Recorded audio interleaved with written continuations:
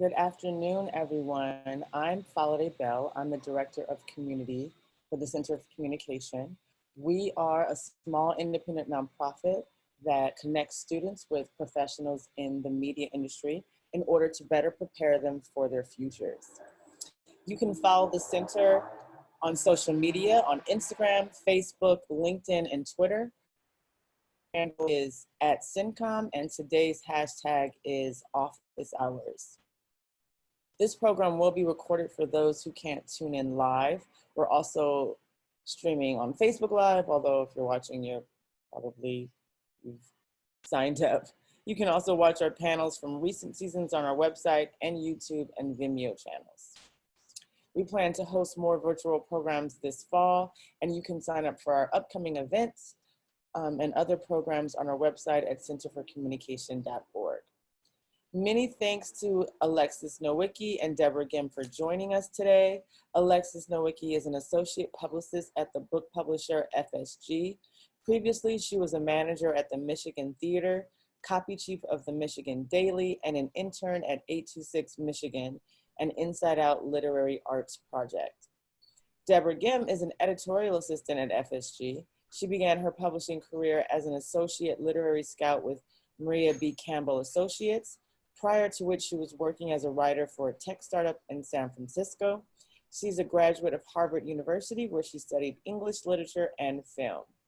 Now I will be turning it over to Alexis and Deborah so they can share their career paths before we take questions. Alexis, do you want to go ahead and get started? Thanks, guys, for joining us today. Thank you, Faladay, and thank you to everyone who's here. So yeah, I did not always know that I wanted to work in book publishing. I also didn't really know that book publishing was something you could work in until pretty shortly before I got my job at FSG. I went to the University of Michigan where I studied English, and after graduating in December of 2016, I started looking for jobs in journalism. I was at the Michigan Daily in college, our college newspaper, and I thought that was kind of like the natural track, or kind of like the only thing an English major could do after college, and didn't really have any success at all with those job applications. And I continued working for about 6 months at the movie theater that I had been working at all throughout college. And then someone told me about this thing called the Columbia Publishing course, and it's basically a 6-week program where you can learn about book and magazine publishing. And I applied for it as soon as they told me about it, basically as just a way of leaving Michigan and going to New York and doing something else. And I got in, and when I did it, I didn't really know if I would stay in New York or even like publishing. But at the end of the program, I started applying for jobs, and I ended up at FSG in the publicity department. And now I've been here for 3 years, and I am an associate publicist. I do things like plan author tours, which looks pretty different now than it used to, and communicate with the media. And I also run the internship program. So if you have any questions about FSG's internship program, I am happy to answer them. Take it away, Deborah. Hi, everyone. I also did not know that I wanted to be in publishing right off the bat. I'm actually a little older than Alexis is, so I've done many career pivots. When I was in school, I studied English, and I also studied filmmaking, and so I thought that I was going to be doing something more creative. And so when I first graduated school, I actually took some time off to figure out what that could be. So I actually moved on a whim to Hawaii and lived there for a little bit, and I was just working in service and bartending, and meanwhile reading lots of books. And then eventually after that, I did get a job in San Francisco working at a tech startup. I was doing some writing, and it was mostly like a job. I think that happens when you first got out of school, is you take any opportunity and you're trying to figure out yourself. So that's what I was doing. Fortunately, it was a really great company, and I really enjoyed my time there, and I learned a lot just by working at a startup. But one of the best things is that I had some space to be doing a lot of reading, which is always kind of my big passion. And in that time, I realized that I wanted to work with books, and I had never ever considered that when I was an undergrad. I never even known that was like a thing. I don't know why it didn't connect, but it didn't. So with that, I decided to move to New York because all the publishers are based out here, and I sort of naively was like, I'll find a job in books when I get to New York, and didn't realize sort of how insular it can be and what a small industry it is. So when I got out here, I was basically just like cold calling editors I admired, and hoping that they would take meetings with me, and eventually found my way into a scouting industry, or a scouting agency rather. And I was there for about a year, and then I switched over into my current job as an editorial assistant. I think we'll probably have a lot of questions where we can talk more at length about that, but I guess now is a good time to start the Q&A session. Sure, yeah, let's get started. That was great. Okay, cool. So our first question comes from Kryn. Kryn is at the University of Wisconsin. Kryn, go ahead and ask your question. Okay, sorry. So I was wondering what skills that you recommend for those looking to break into the industry that might set them apart from others, aside from what you would generally expect from someone with previous internship experience. Yeah. Who wants to take that? Maybe we can both talk a little bit to it. Okay. I mean, I feel like people don't necessarily have to have previous internship experience. Actually, it's kind of so when I'm looking at intern applications, for example, I think I'm actually kind of less likely to hire someone who especially already has internship experience in publishing. And ideally, they'll have experiences that are almost unrelated to publishing, that kind of will help to bring new outlooks into the industry. I think that, we're surrounded by people who have been working in publishing for a really long time and have kind of like the same things on our minds, like myself included at this point. And I think that I'm always really inspired by just like new takes and new kind of like even, in publicity, like if someone has kind of a wide reading experience that isn't what we would traditionally publish, or what, like literary magazines we traditionally try to get our books covered in, that's always super helpful. So I think just like kind of a diverse range of experiences and interests is helpful. Deborah, do you have anything to add to that? I think you kind of nailed it. I myself didn't do any internships and knew very little about the industry besides that I like books when I came. So I certainly don't think that's a prerequisite. There is a lot that you'll learn on the job. There's almost no skill involved that I don't think you'll have to learn anyway, no matter how many experiences you've had or how smart you are, like you will just have to learn anyway. So I think the most important thing is just like a curiosity and a sense of authentic like interests. Like you are who you are. There's no canon of books that you should have read. It's just about like what books you're into and what tastes you have and how you're going to champion those tastes is all. Nice. And then Kryn did have a follow-up question. She says, what have been the biggest challenges you've encountered in the field that you wouldn't have expected from an intern's perspective? So I know you guys are now not interns, but if you can remember as an intern, and maybe even now, what are some of the biggest challenges you've encountered?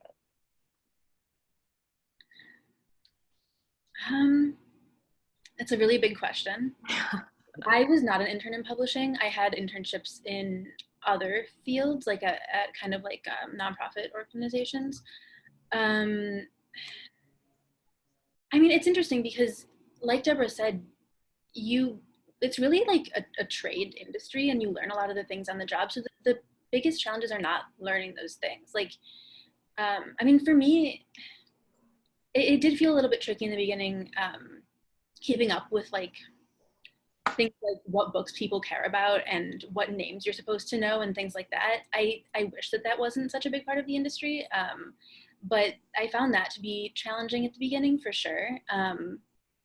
I don't value those things necessarily, but I just remember like feeling like I had to almost study up or like constantly Google people's names to remember who people were. And I guess I'd say like try not to worry about that sort of thing, honestly. I think like, I'm sorry, this is not really answering the question, but like I would recommend feeling very comfortable asking like, who is that? I've never heard of that. Or what is that? I've never heard of that. Because people need to know that these are not universally heard of things. Yeah, I don't know. Deborah, do you have anything? No, I think that's a really good point, Alexis. I feel similarly. Like, I think the hardest thing for me that I struggle with daily and struggled with a lot when I first was getting into the industry is it is like an apprenticeship sort of model. At least it is in editorial, and I think it is in a lot of other departments. So the hardest thing is just like not being given access always to learn those things. And that access is like something that happens slowly and over time, and according to a lot of factors that are outside of your control, like really whether you're promoted or whether you're given access to things is so dependent on just like a million factors that have nothing to do with you and your performance. So I think for me, the hardest thing is constantly reappraising whether this is a career I want to do, but that's really hard to do when your like current reality as an assistant is not necessarily what being an editor looks like. So knowing that it's like a real delayed gratification, like it will take many, many years before your day-to-day looks anything like the thing that you envision. And so it's like hard to kind of do a cost benefit analysis of whether this is working or whether you're happy or whether you feel like you're good at it or not. It's like many days of feeling like you're not sure if you're good at it. But I guess my biggest thing, like speaking point to that, is like, remember that a lot of these things are not in your control and you should feel good about what you're doing regardless. That was great. No, those were really helpful answers. Okay, let's move on. Next question. Our next question comes from Laura. Laura, let us know what college or university or where you're working are now. Go ahead and ask your question. Hi, I'm from Muhlenberg College. I just graduated this past May, and I've been looking to break into the publishing industry. And this is a very specific question, but I was wondering, as an editorial assistant and an associate publicist, do you work primarily with all of the FSG imprints, or are you assigned a specific imprint, and like how does that work?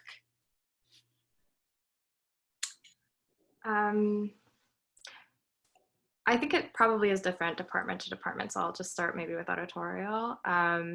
For us, as I mentioned before, it's really an apprenticeship track, so much of your work as an assistant and as your entry-level job is dependent on who your editor is, who your manager is. You are working closely with them on their lists. Every publishing house is different, so I don't know how they cross-pollinate elsewise, but at FSG, it really is like you work on your boss's lists. And so there are various imprints, and some editors publish across imprints, and so then you might be getting to work on books across imprints, but a majority of them don't. So that's sort of how that works out. Yeah, I guess it's a little bit different in publicity because it's not, what you work on is not as based on who you're, well, as an assistant, it is based on who your boss is. But in publicity, at least at FSG, I don't know what this is like at other publishers. We do get assignments to work on books on our own pretty early on. Those are smaller books, poetry books, or books in translation, maybe books that wouldn't involve like a big book tour or something like that. But yeah, I mean, I work on books in all the FSG imprints, which I think is really cool. And, you know, yeah, I don't know. I think, yeah, I get to work on a diversity of a variety of books throughout the imprints. And I mean, there's also the confusing thing, which is that FSG is kind of an imprint within Macmillan. And then within FSG, we have MCD and North Point Press and I guess some other imprints, but most of the books are just FSG hardcover, and then Picador is our paperback imprint at this point. I'm still getting that straight in my head because we just acquired Picador, so it's kind of a new organization. Nice. Okay, cool. Okay. So our next question comes from May. She's a grad student at Pace University. May, go ahead and ask your question. Hi, thanks for doing this, y'all. I'm enjoying hearing your answers. I just had a quick question for Deborah. I'm a potential hopeful to be an editorial assistant after I graduate, so I was just wondering, what are some of your favorite and least favorite things about that work environment, and if there are any advice that you might have about job searching in that role at this current time? Yeah, thank you. I guess favorite things are pretty self-evident. Like, I'm guessing that you want to be in publishing and specifically in editorial because you love books and critically engaging with them, and you sort of worship the authors that you love. And I think that that is just by far my favorite thing. It's like getting to work with authors that I've admired for a really long time. Just really just like being in the way of books and being in the way of the thought process of these really brilliant authors is like never stops being humbling and never stops being just like generative and amazing. And I feel like I'm just getting smarter all the time because I'm just like by osmosis in the presence of these people. So that's probably my favorite thing. My least favorite thing, it's not an easy job. So it's just a lot of work, and work that's sort of by design that you'll never feel quite like you're good at, and you'll never feel like you're quite doing enough. And it is frankly lots of nights and weekends. And I don't always love my work-life balance, I'd say. It's probably my least favorite thing. But and sometimes how much you love the books justifies it, and sometimes it doesn't, because a work-life balance is really important. So it's something to be mindful of. I think your follow-up question was, sorry, I forgot. Do you mind repeating it? Let's see if I can find it. Let's see if I can get her back, because she didn't have it in her. Yeah, I think it was something like advice about job hunting. Yes. Yeah, like frankly, it is just really, it's unfortunate. It's not something I like about the industry, but it is really difficult because it's a very, very small industry. And when I say there are like no jobs, I don't mean that in like the millennial sense. I mean that in like, there's like one or two, like it's very finite. So the biggest thing is really, if you do know someone in the industry and they happen to work somewhere and like they kind of have an ear to the ground about what roles open up, there are like certain newsletters that will like, what's the one on like Pub Lunch, right? Publishers Lunch. Has a great job board. And it's an inconvenient truth, but a real one, that like sometimes those posts go up in a delayed basis. So it really is about like hearing it from someone as soon as possible. It's kind of like positions open up and like flares go off, and then like people are kind of like struggling to find or quickly trying to find an assistant as soon as possible. So it's really just like kind of being keyed into that. Though hopefully the industry is changing so that it's not so like gate kept, because that's what I would like it to be like. Yeah, that's great. Yeah, so hopefully you can at least start forging relationships with people so that when they are ready to hire, you'll have met them or talked to them or had an informational interview. Okay, let's get our next question. Our next question comes from Darlene. She's at Florida Atlantic University. Darlene, go ahead and ask your question. Hi, this is for both panelists. So what are some common misconceptions that many young people or students have when it comes to working in publishing? And in what ways has working at FSG helped to build more tangible learning experiences? Misconception. I mean, I think there's like a kind of big misconception. Well, you think of it as like in a sort of romanticized way, like the way that publishing is in movies, and really it is a lot of, especially early on, administrative work, which I happened to kind of like. I think I'm good at like turning into a robot sometimes, but I don't think everyone likes that. So that's something to be aware of. Deborah, do you have any misconceptions? Yeah, I mean, I second what you say. I think there's this misconception that it's like a super glamorous job, but it's not. It's like, it is and it isn't. Like you do a lot of admin stuff. You do make a lot of copies. That said, sorry, I like sort of lost my train of thought, but I guess the other misconception I have is that like, I don't know, it can be a very like isolating work experience, at least in editorial. Like it feels like you have to really like climb your way up.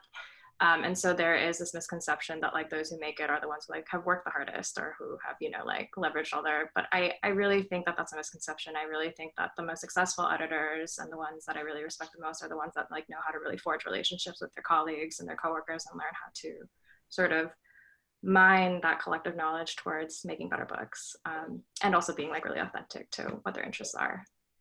Yeah, that's a really good point. I feel like I thought of publishing previously as being this like collaborative workspace where everyone's like so excited about books together. And it was pretty like silent actually in the office when I started. I think that's changed a bit since I started. And I actually feel really close with my colleagues now. Deborah and I are friends outside of work, which is amazing. But it took me like a year or two to get to that place. And there's something about the fact that as an assistant, you're working with your boss only that makes it, like Deborah said, really isolating. And I think, I mean, if for those of you who hopefully do get into the industry, I would advise you to talk to your younger colleagues and become friends with them. And, that's like one of the best things about it for me recently. There was a second part of the question that I'm trying to remember. I'm sorry. I think it was something about how FSG sets up to learn for further learning, something to that effect. She basically just asked what ways has working at FSG helped to build more tangible learning experiences? But you guys kind of answered that in your answers, unless you have anything that you want to add.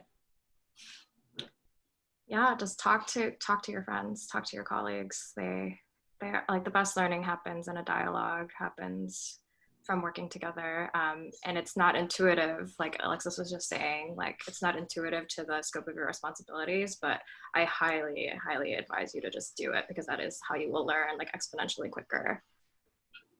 Nice. Okay, great. All right, let's get to our next question. Our next question comes from Natalie. She's a first-year graduate student at City College. Natalie, go ahead and ask your question. Can you guys hear me? Yeah.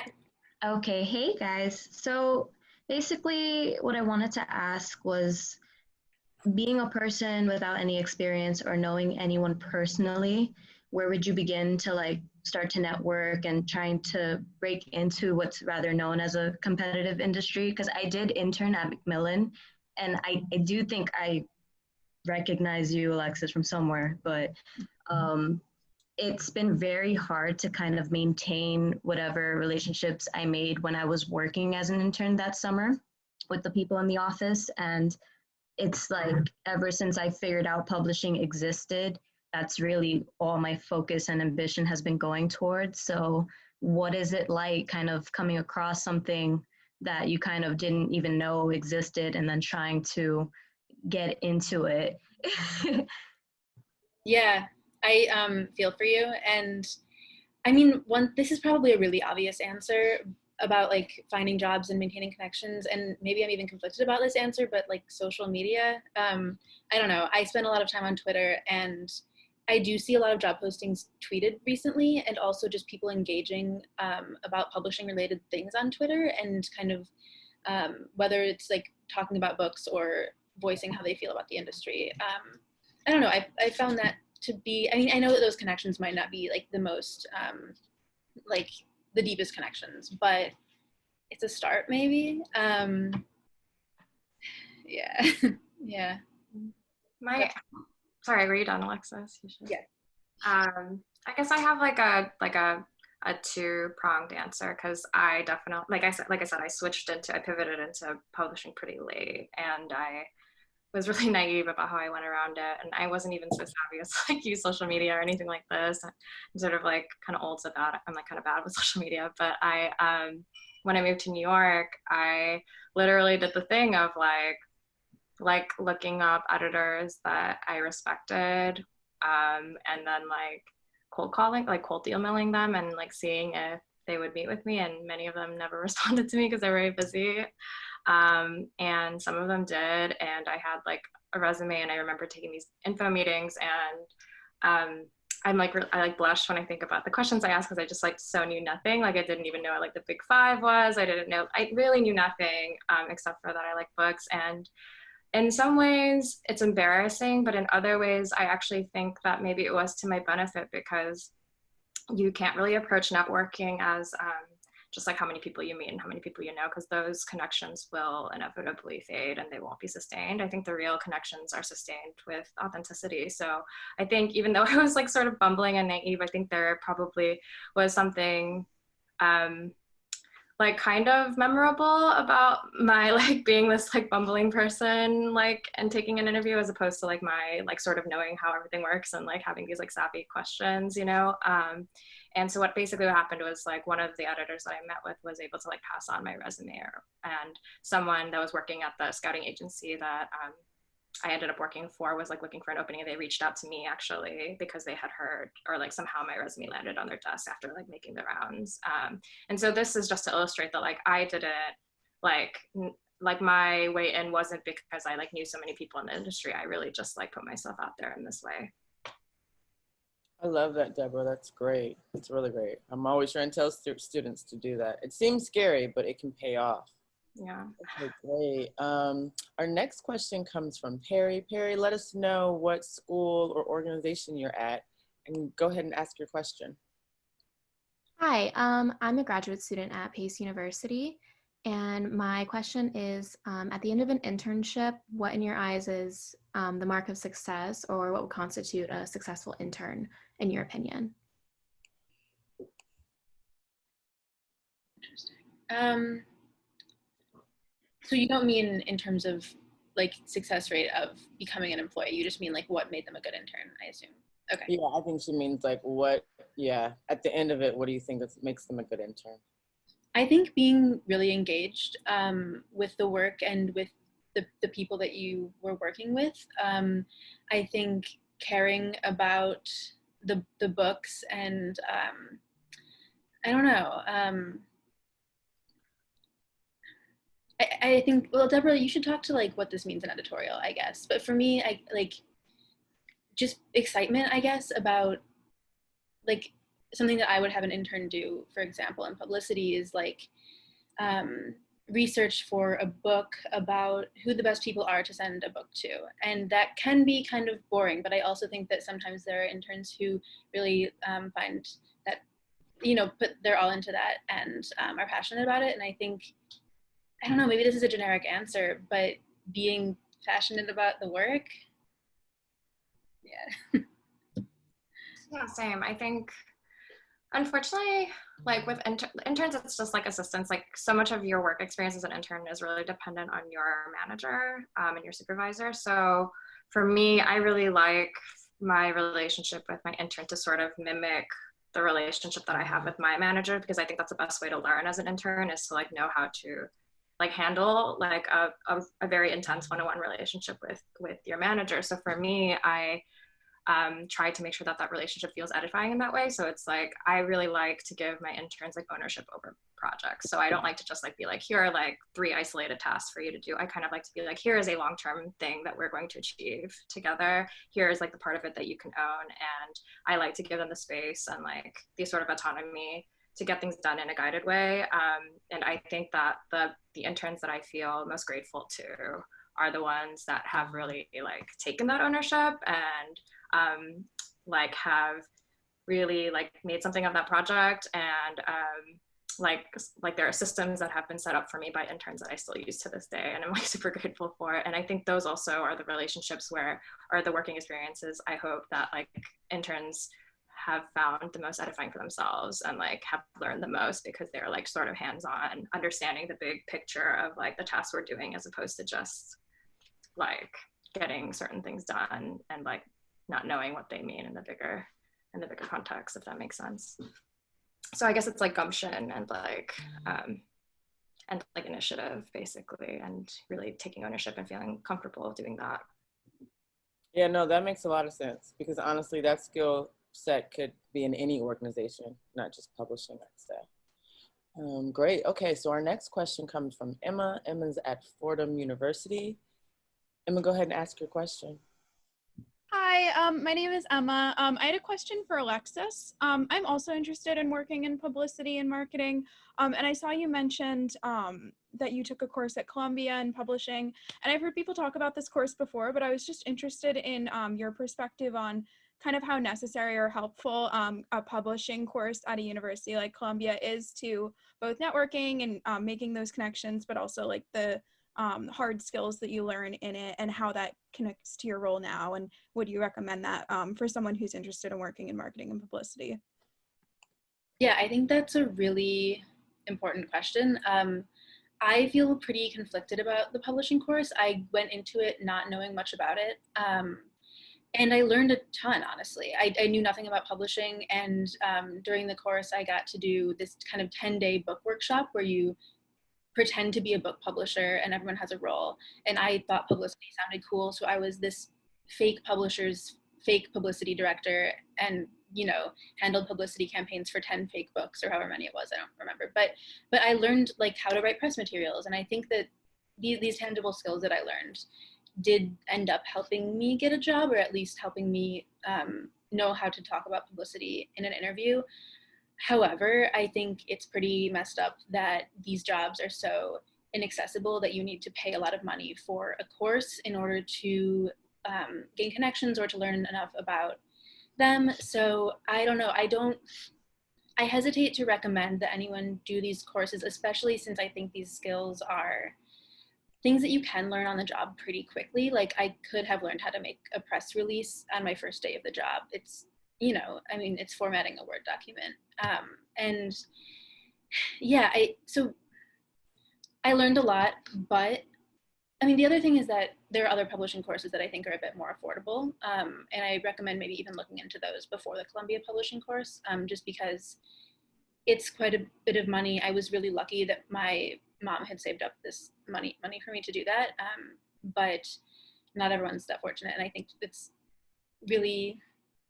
unfortunate that that the course is sometimes necessary, I guess. Yep, okay. Next question comes from Jen. Jen's at Baruch. Jen, go ahead and ask your question.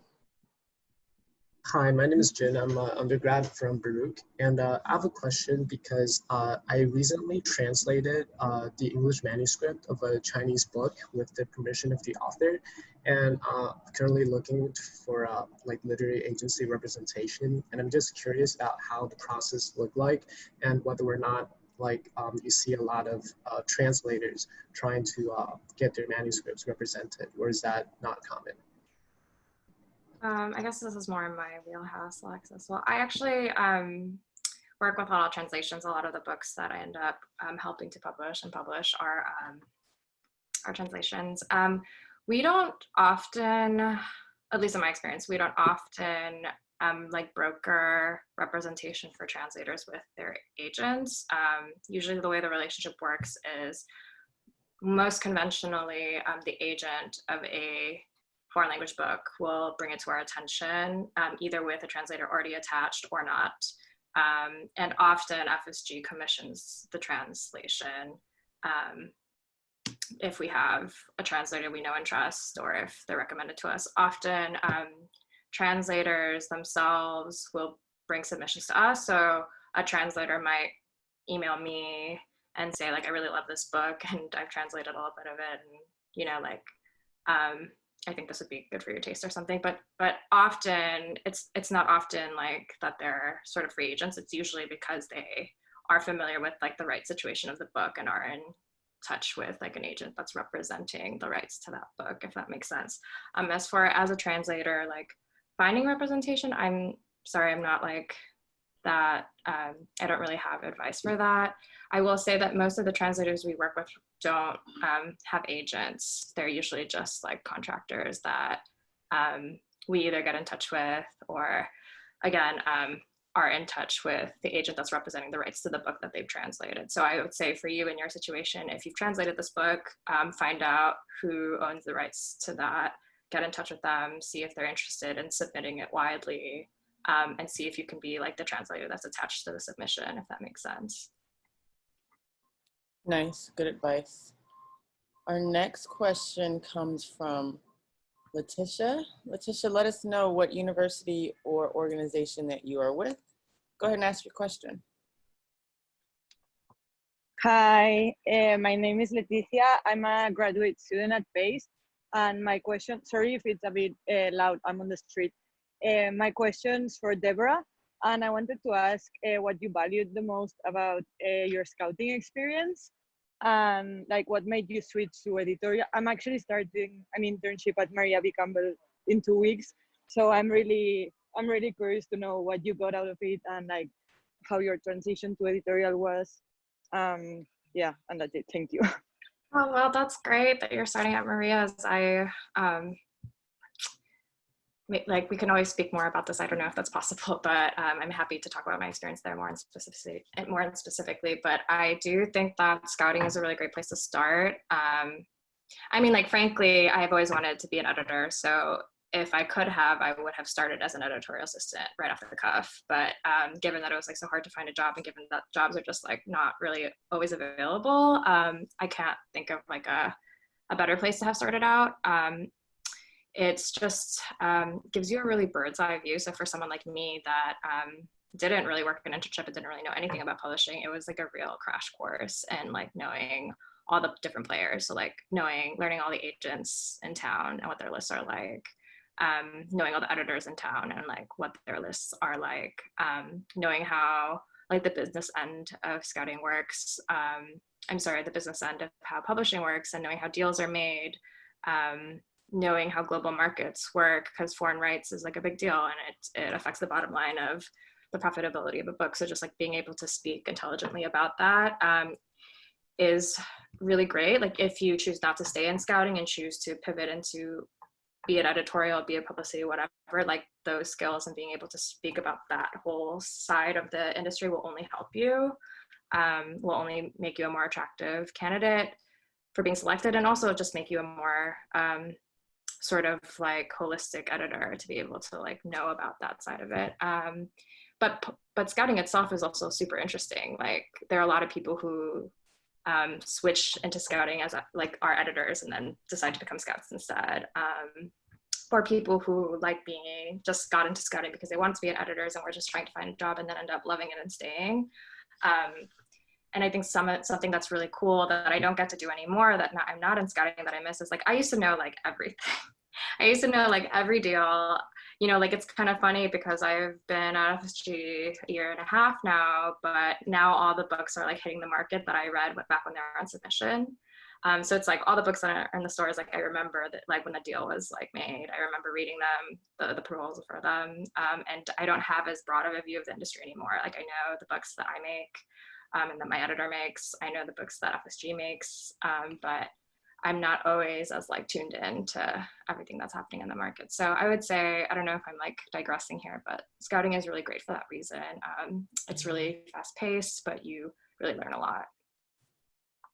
No, that was great. And hopefully you guys can connect later, maybe on LinkedIn. Yeah, that'd be great. Okay, great. So our next question comes from Luciano. I hope I'm saying your name correctly.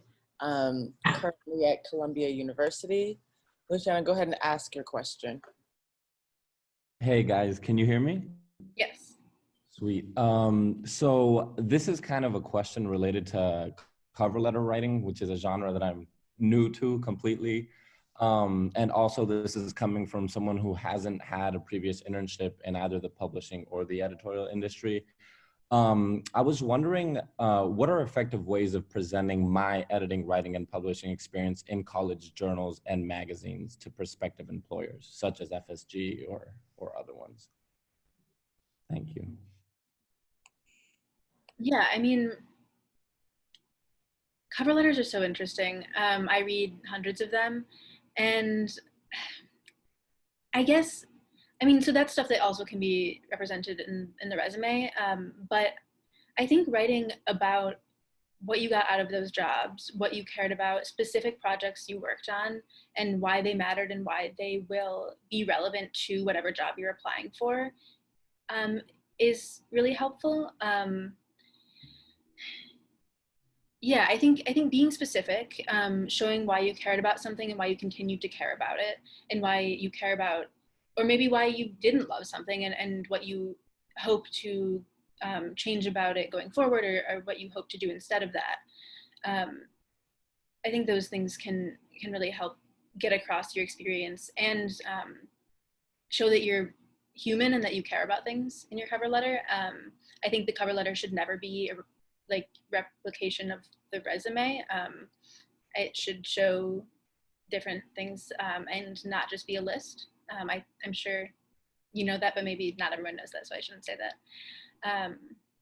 Yeah, cover letters are a strange art. Deborah, do you have anything to add to that? Well, I think that you do a lot more like appraising of cover letters than I do. Like, I can tell you what I think is a good cover letter, but no one has ever like told me my cover letter is good. So I don't know if it's like sound advice, but for me, and if I don't know which interests you have, but like for editorial, I actually feel like your cover letter is your opportunity to talk about your tastes, which is like the most important thing as an editor, right? Like, yeah, you can list your experience and you may have some and you may not, but your resume does that. So it's fine to like briefly talk about what like relevant skills and experiences you have really briefly, but this is really like the time for you to connect with an editor about your tastes. When you're working with your editor, your tastes don't have to be like perfectly aligned. It's really like disingenuous to say that like the one publishing job that's available is like perfectly suited to your taste. Of course it won't be, but I think your task in crafting your cover letter is like do the research, like figure out what kind of books this editor is interested in, what their tastes are like, find that small intersection that you have with them, or a big intersection if you're lucky, and then talk about that. Talk about the books of theirs that you enjoyed. And if you haven't read any of the books, talk about the books that you'd want to read, you know, or the books are like the patterns that you sort of perceive in their list and how that resonates with you and what perspectives you think you can bring to that. And I would just say, I mean, it sounds like so trite, but it really is like true. Like I think the most resonant cover letters and the most resonant interview, the most resonant like info meeting is the one where you're just like being really genuine, because this is going to be your job. Like this is going to be the person you work with. This is going to be the thing you're refining every day, is how to talk about the books you like. That is like literally the most important thing. Like, what do you like and how do you talk about it? So that's like my biggest advice, I guess. Great, that was awesome. Okay, so our next question comes from Carissa. She has specific questions for both of you guys. Carissa, hopefully I'm pronouncing your name correctly. Let us know what school or organization you're with, and go ahead and ask your question. Can you guys hear me? Mm-hmm. Yes. Okay, hi, I'm Carissa. I go to Azusa Pacific University, and one of my questions was for Alexis, and I was just wondering how like your experience in journalism in college, did that help you at all in like the publishing realm? And then I also wanted to kind of ask, I guess like to you, what do you feel is important about the work you do in publishing as well? Yeah, so I was copy chief of my college newspaper, which is copy editing, and I really love doing that, and that's actually something that I still do at FSG. I mean, that's not a regular part of a publicity, the publicity job, but I early on said, hey, I have these skills and I can edit our newsletter if you would like, and they said, oh sure, no one edits it, that would be great. And so I do kind of like some copy editing just for random things at work, and I think that's a good thing to do, is like if you're hired for a job and a skill you have is not, you know, necessarily something that's part of your job, you can say like, hey, I also have this skill and I'm interested in this thing. But in terms of journalism being relevant to publicity, I think that's kind of why I wanted to work in publicity, is that I do have to interact with journalists and writers and the media every day. And, you know, publicity is the more outward facing part of the publisher. So I am working with the author and with the media to, you know, to get the books in the hands of the right people and to hopefully get an author's book written about or get them interviewed by someone. And so it forces me to be up to date on what's going on in the media and to have these relationships with people in the media. And that's to me really exciting, because the publishing industry can feel very slow in a way compared to journalism. At a newspaper, you're making a newspaper every single day usually, and at a publisher it takes a really long time to make a book. And so it can kind of be a little bit relieving to have this like more fast-paced world that you're at least interacting with, if journalism is something that you're interested in addition to books. Oh, and you also asked what I find to be important in my job, and is that what the question was? Yep, that's correct. Okay. That's kind of hard. I mean, I don't know.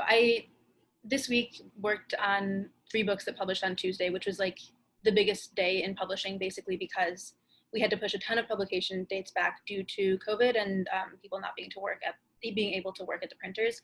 And it was a really stressful week, but I worked with 3 authors that I actually loved all of their books, and to see how happy they were this week was really cool. And the fact that even though these things are quite simple, that like I mailed out their books to hundreds of people and chose the right people to mail them to, or that I connected them with the right venues for what are now virtual events. I mean, it sometimes feels like anyone could have done those things, but someone had to do them, and I did them, and that feels valuable in terms of bringing this author's work into the world and bringing the work to readers. So yeah, I think that's something that feels at least important. Awesome. Okay, so our next question comes from Caroline. And Caroline, let us know what university or organization you're with. Go ahead and ask your question. Hey, hello, can y'all hear me? Okay, great. Hi, my name's Caroline. I just graduated from the University of South Carolina. I'm currently interning with the Zank Books.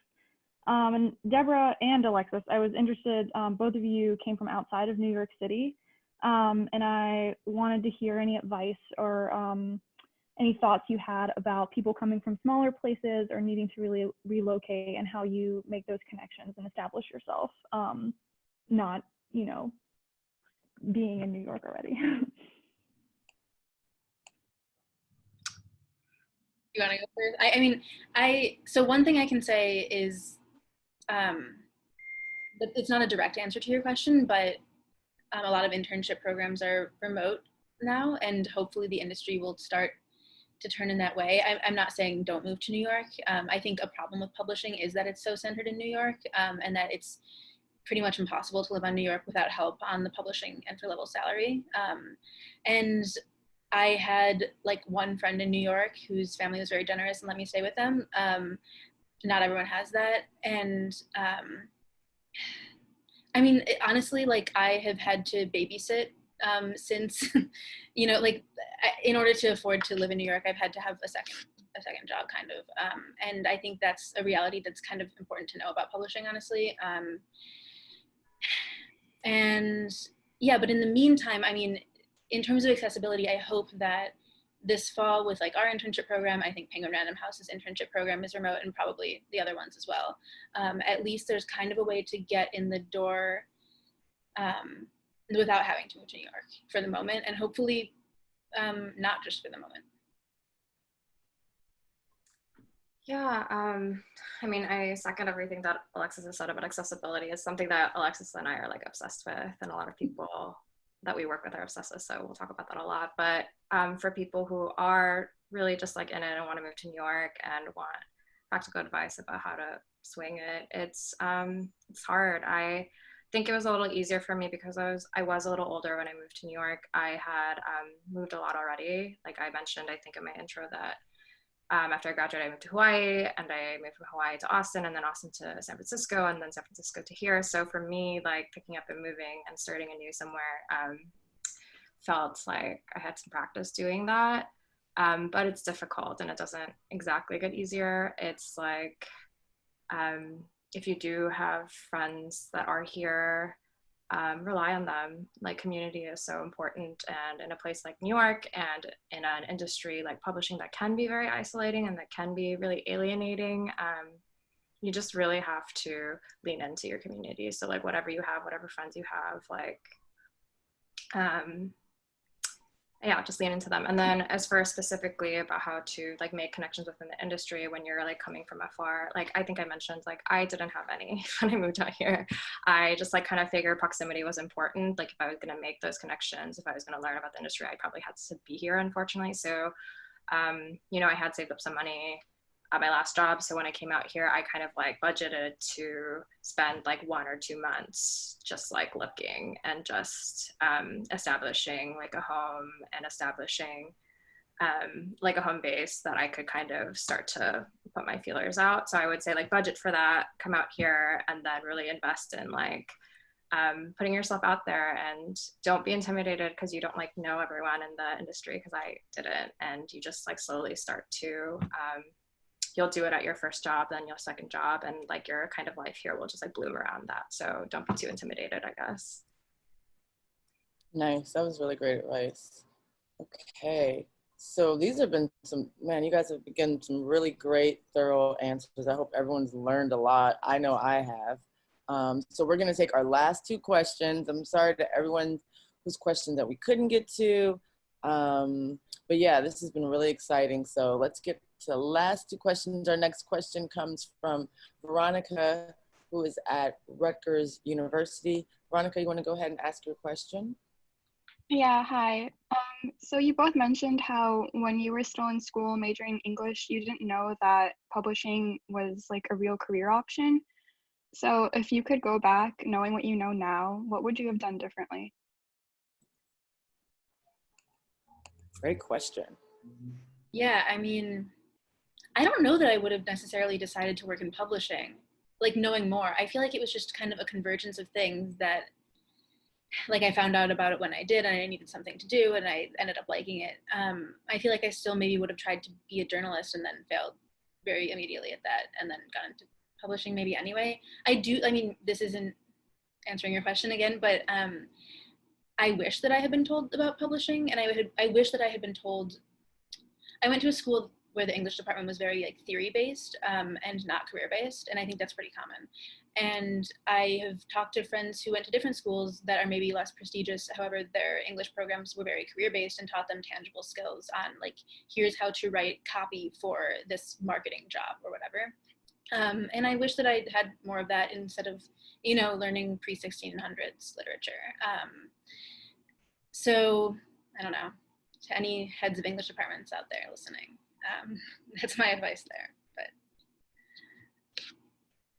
yeah, I think it's again like a two-part answer for me. Like it's again kind of corny, but like I don't think I could have or would do anything different, because for me, you know, I mentioned that I studied filmmaking, and there's just like a lot of stuff I had to like figure out first. Publishing it's a commitment. It is like a long slog to like achieving your career in publishing. It's like the kind of job that you need to like really know that you're in it, and like a lot of people aren't, and a lot of people like quit like after a few years, which is totally fine. And like, I don't know, you know, but like I think for me, like I couldn't have done the committed work I'm doing now if I hadn't like gotten out of my system in my early 20s, like other things I might have wanted to pursue and have the freedom to do, like the freedom to live in other places. Because you know, if publishing continues to be tied to New York in the way it is now, you will be in New York for a long time. So, you know, like for me, I'm really glad that I spent my 20s doing other things before I settled down and decided to make this my career.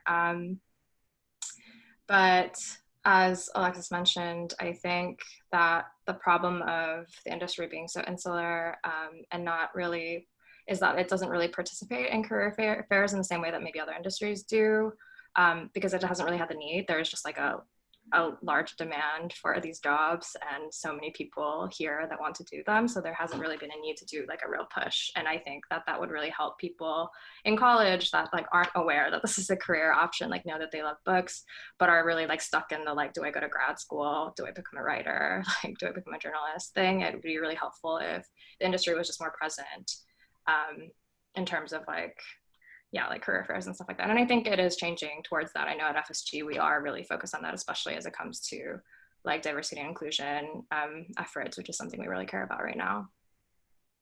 Awesome, that's great.